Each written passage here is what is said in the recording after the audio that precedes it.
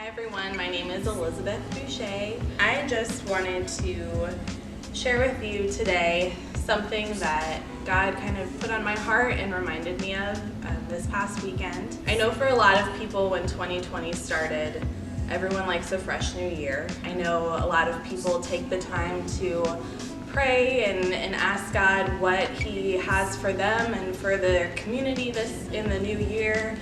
Some people look for words or phrases.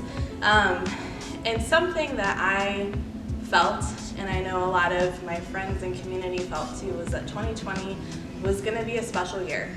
We just felt a sense of hope, a sense of anticipation around this year, a sense that God was going to move and do something really big. And then coronavirus happened. And I have seen so many people, and I include myself in this, kind of almost write off the year and just be like, year's a wash, like we just have to get through it.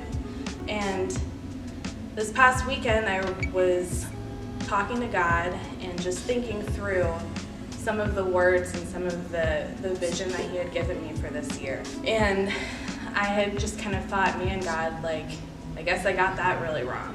And He checked me on that. He said, wait a second, do you really believe that I gave you that vision? And I said, yeah, I did.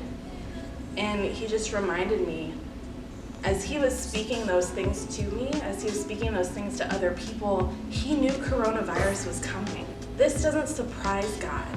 None of this surprises God. And it made me really think about, do I actually believe that God is as big as He says He is and that I say that He is? And do I really believe that He is as powerful as He says He is and as I say that He is? And while I may say it, I think sometimes my actions and where I am in the moment don't necessarily match up with that. And so it was just a reminder for me that God is sovereign. His plans are not going to be stopped or slowed down by coronavirus. His goodness doesn't change. Who He is doesn't change. What He's doing not only in the world and in the church, but in my life and all of our individual lives is still good. He's still powerful. His hand is over all of it, and He is sovereign. And a verse that came to me was in Job. It's Job 42, verses 1 through 2. And I love this because Job says this to God before he had all of his health and all of his possessions and his family had been restored.